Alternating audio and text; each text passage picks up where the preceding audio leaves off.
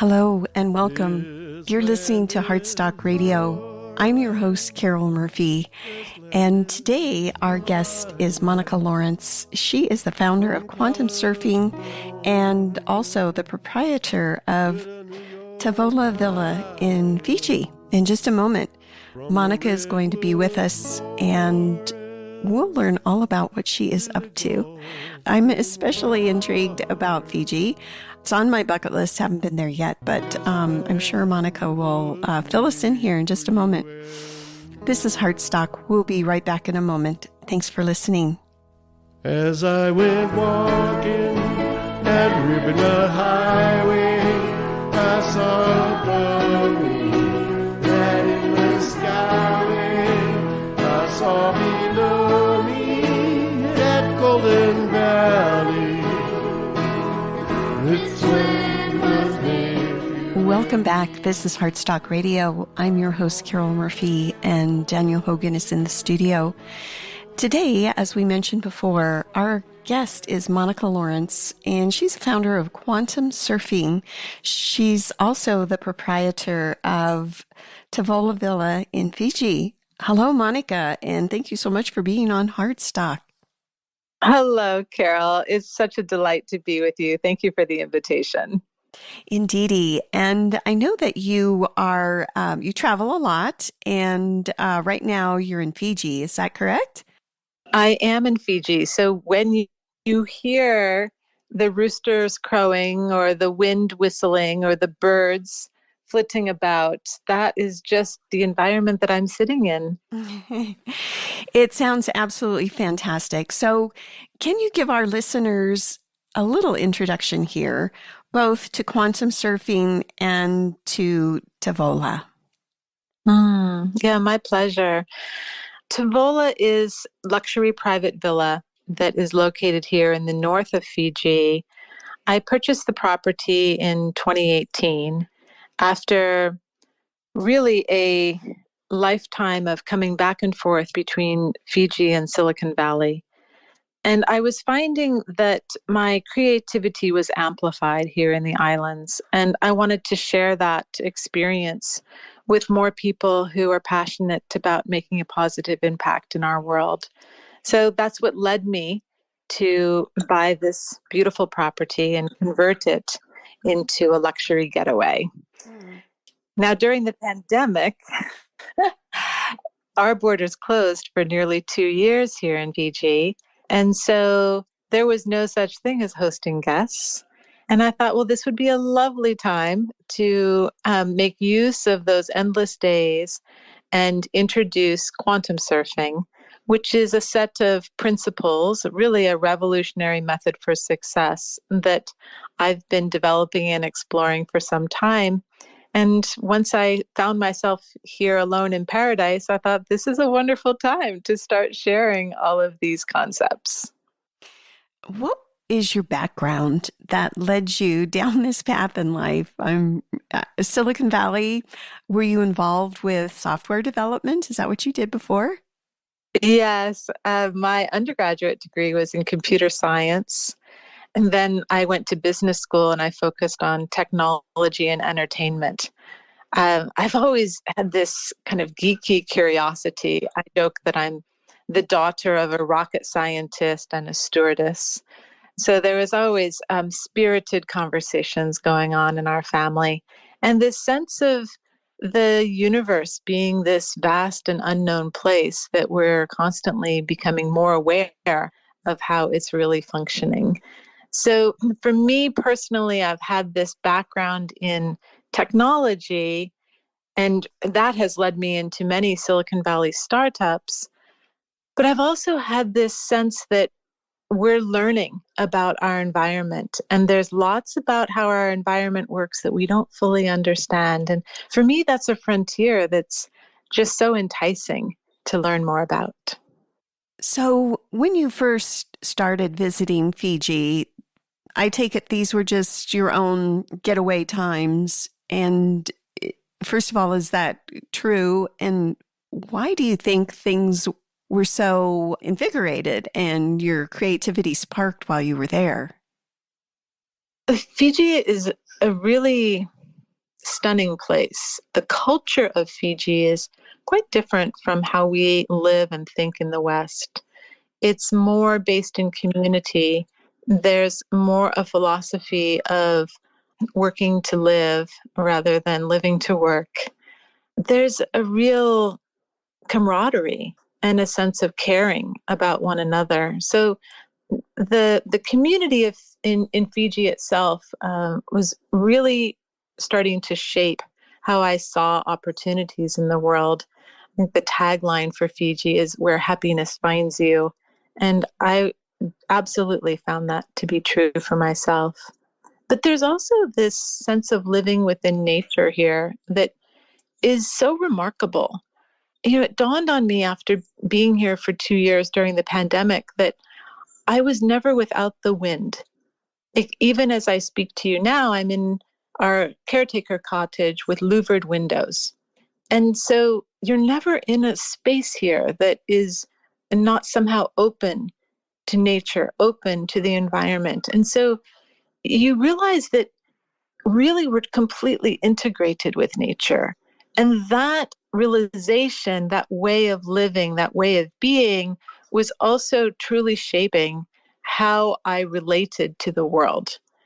So it was those two combinations. And then the natural beauty, you can't go wrong. Absolutely stunning. So I'm curious about your studies. You went to UCLA, is that correct? And were there any mentors in your educational process that kind of impacted you in a major way? Well, I've had such wonderful fortune to work with amazing people. When I first came out of undergrad, I worked at Accenture and I was a global consultant. In fact, I was based in Paris and I had wonderful, exceptional expat experience there. And then after going to business school at UCLA, as you say, then I first went to the Walt Disney Company, where I was in their motion picture marketing group, which really gave me a love of storytelling. And then I joined Lucasfilm, which is the parent company for the George Lucas organization. And I was there at a formative time in which the original Star Wars trilogy was being created. So I was surrounded by a kind of visionary, smart, optimistic people in each of these steps. And then finally, when I joined my first startup and I was on the founding team of that startup, I just found myself in this place where I was surrounded by people who believe that something other than what we experience today is possible. And from their ideas, they would bring it into reality. So I would say that all of those experiences really shaped me, Carol, and many people who were mentors crossed my path. Are there any that stand out that you'd like to share with us, and what made them such high impact mentors? Well, my uncle in particular was especially formative for me. He was a successful entrepreneur in San Francisco. And when he sold that business, probably back in I want to say late 60s, he decided to take a trip around the world and really reflect on what he wanted to tackle next. And his last stop in that journey was Fiji. And he kept extending his stay, extending. I could see that.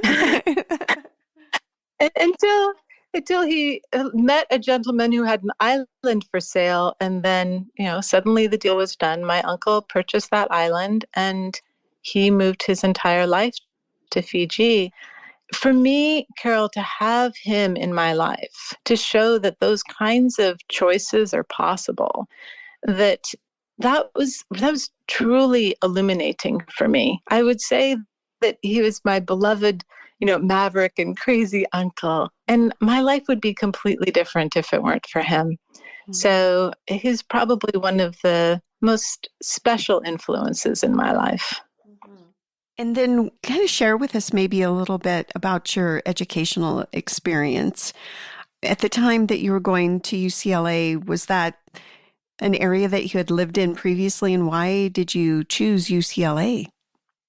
Well, I hadn't lived in LA. I was originally born in Seattle, in Bellevue.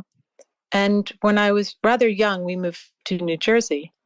And I knew even at that age of like 8 years old that I was going to return to the West Coast, that was really my place.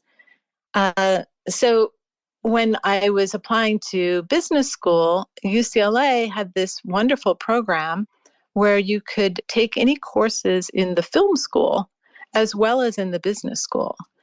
And so what I really wanted to do with my background in technology was to combine it with entertainment in such a way that I could use technology to really reach people emotionally.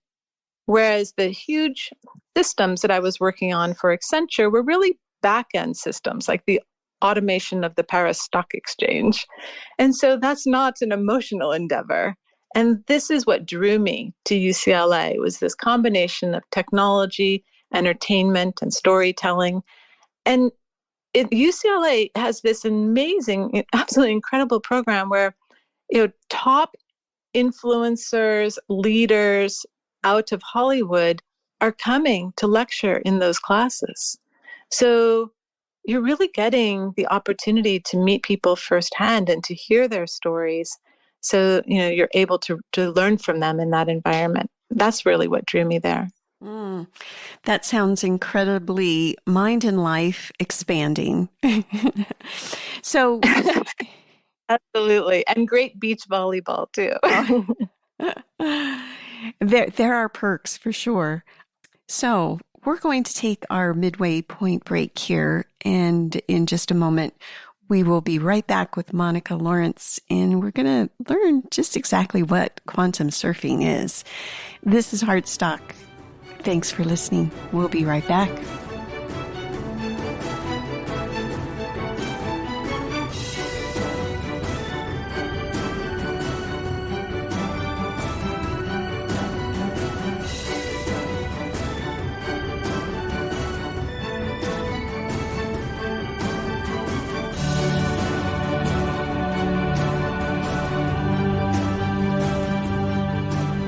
This is Heartstock Radio.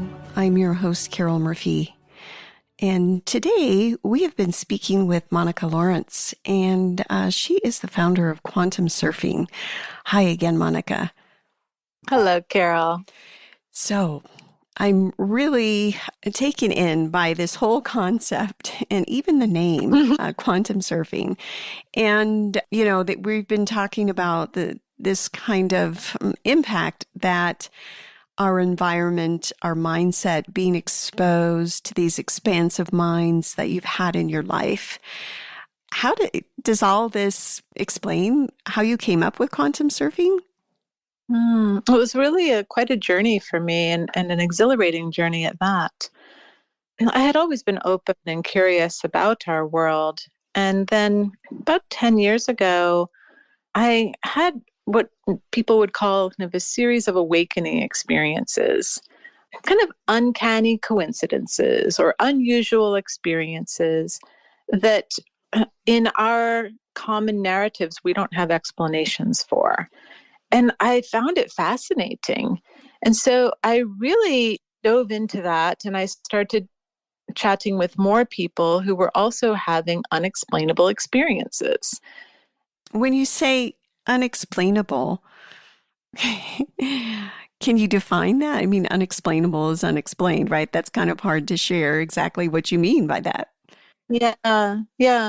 Like if you might have a great stroke of luck, let's say, or serendipity, where you might have a whole set of circumstances and coincidences that coincide in such a way that a new opportunity is dropped right to your door.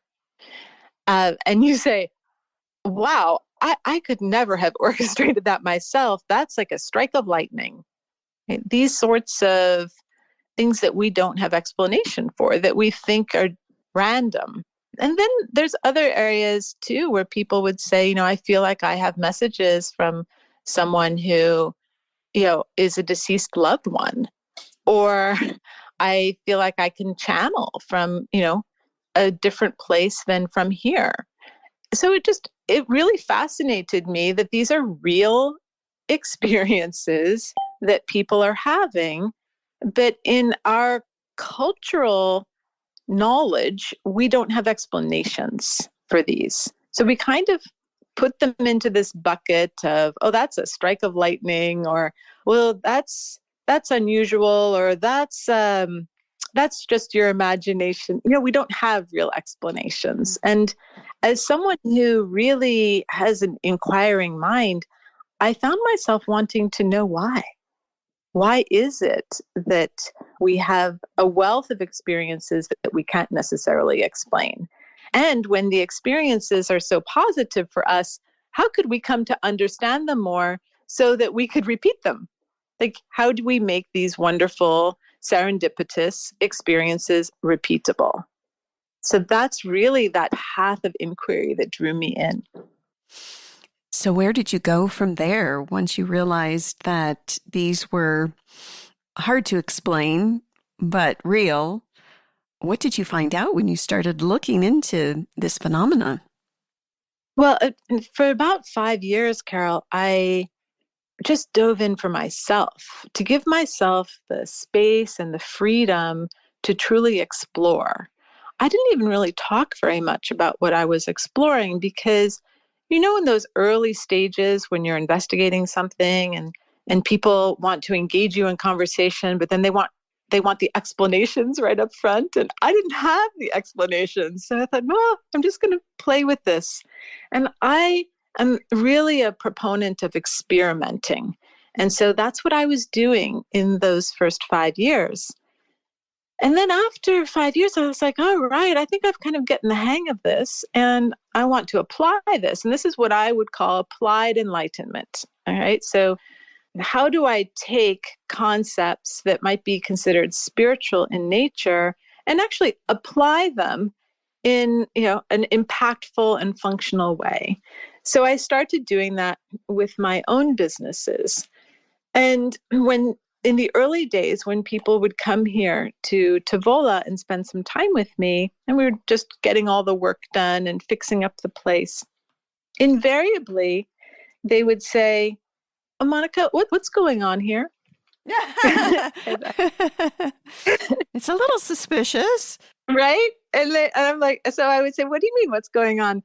And they say, well, look, I'm hanging out with you all the time.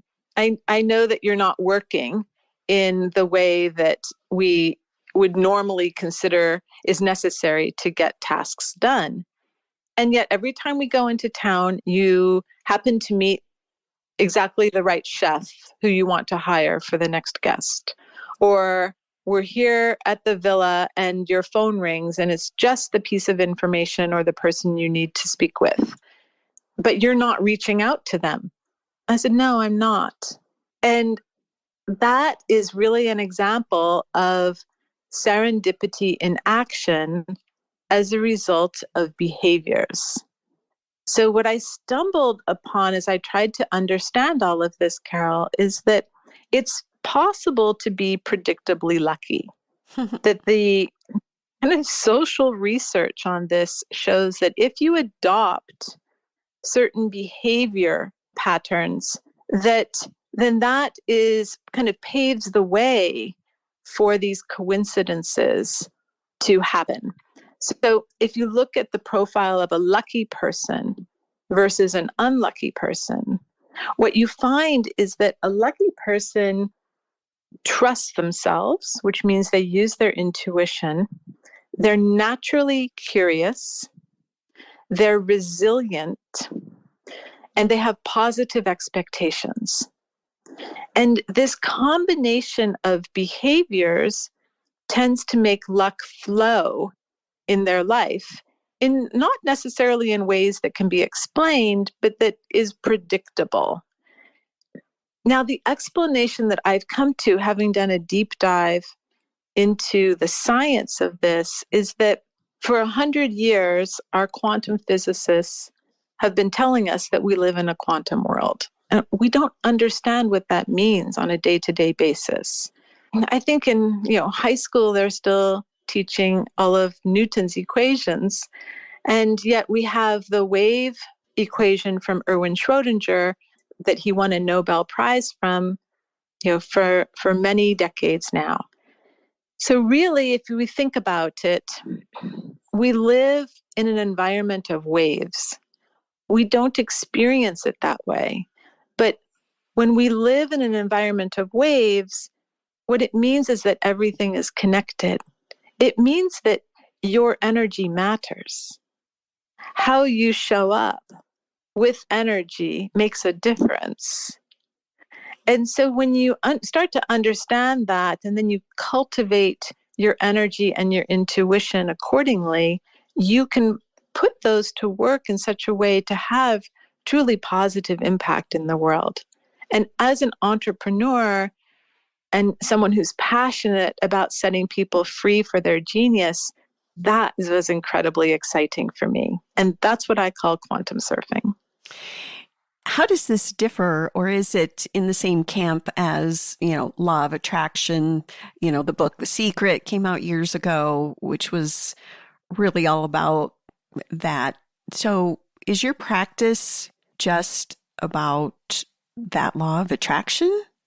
No, for me, I really took it into the realm of science, because what I was finding on my spiritual journey is that I wasn't getting explanation. Like, why? Yes. Right. So the science behind the phenomena, maybe. Is that what you're talking about? Yeah, exactly. Because what I would do is I might listen to someone who would say, how to manifest. Mm-hmm. And I'd be like, kind of interesting. How do they know if that's true? And then having launched a lot of experiments for myself, it's like, oh, it doesn't always work the way they think. And that's what led me into the science. So there's the neuroscience, which is essentially fascinating because what you believe to be true is true. So your brain uses your beliefs to decode all the signals in your reality. And then combining that with the nature of the quantum world starts to reveal more predictably how you can set a vision and then map a course to actually seeing that vision come to reality. So in practical terms, can you give us just a hint, a summary of how we can activate this in our own lives? Mm-hmm. Yeah. I think a really powerful tool is your intuition, which we are not really trained in intuition. In fact, I don't know that we even have a great definition of it. Most people would say that intuition is that gut feeling that you get. Oh yeah, I use my intuition to make a gut call, is what you'll hear people say. But so often a gut call is about survival, or a gut call is about having had a decade of experience in a particular discipline where you have a sense of the patterns that are indicative of that discipline. But neither one of those is truly intuition, because intuition is available to everyone regardless of the length of their experience. And you can start to use your intuition in a very simple way, which is to simply substitute feeling questions for thinking questions. So rather than this is good. Rather than say, oh, what time do I think I want to go to that dinner? Like it might be 2 weeks out. Then you simply say, when do I feel to go? And you wait for the response. Or you say, what do I feel to do? And you wait for the response. You might even say, do I feel to send this email right now? What do I feel to put into this message?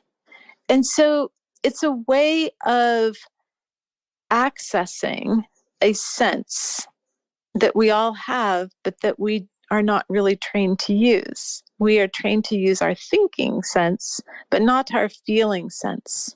So it's a easy way. It's kind of a hack, if you will, to start to tap into your intuition.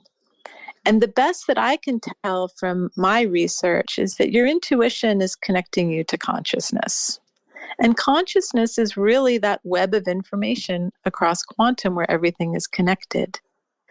And so it's a lovely sense to reclaim, and you can have a lot of fun with it, as well as real guidance that's right for you. Mm. So we have about 3 minutes left. And what I'd really like to talk about is how this connects with your place in Fiji. And I don't know, maybe it's not connected, but help us understand how it all is intertwined. Yeah, so for quantum surfing, I share the curriculum online at quantumsurfing.com. I launch cohorts with amazing next generation leaders who are all studying how to surf quantum. And those are wonderful virtual online dialogues. For me, I find that I need to get back into Fiji from time to time, no matter where I travel. As soon as I arrive here, Carol, I have a sense of expansiveness and groundedness all at the same time. I have like insights that I just don't come to in other places, a sense of connectedness and wholeness with the environment around me.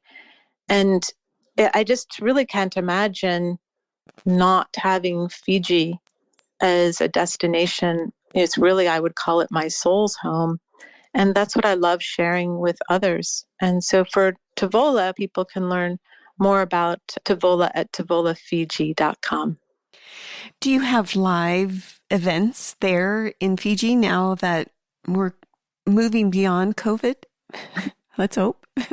Well, yes, we've had the most wonderful guests in-house this year, and we typically do private villa buyouts. So, a couple can come and stay. They have the entire estate to themselves, or a party of 10 can come and stay. Mm-hmm. And yes, sometimes we do host events here. Not so often, though, but every once in a while we'll do a retreat or some sort of meaningful gathering. Mm-hmm. And for those who would like to learn more, you already mentioned, how folks, some of the information, but is there anything else that you'd like to share about how folks might be able to find you? Yeah, you can always reach me on Instagram or LinkedIn. I'm Monica Laurence on LinkedIn. And on Instagram, I'm both Monica Laurence and Tavola Fiji. Oh, and Quantum Surfing. So all three of those places. Fantastic. I'm wondering if there's a book in the future. Well, yes, I have a TEDx that I'm doing in December, and while I'm here in Fiji this time, I am starting the draft of a book. Oh. So I have two in mind that I want to share, and this will be me as a first-time writer. So I'm, excited to embark on that whole adventure. Thank you so much, Monica, for sharing your story. Really appreciate it. So intriguing. Thank you so much for having me, Carol. It's really a pleasure to connect with you and have the opportunity to share this new way of thinking with more people. Indeedy. And as usual, we'll be back next week. Until then, peace. No trespassing, but on the other side. Heartstock Radio is a production of KBMF 102.5 Butte America Radio. Hear our programs every Friday at 5 p.m. Mountain Standard Time via live stream at butteamericaradio.org.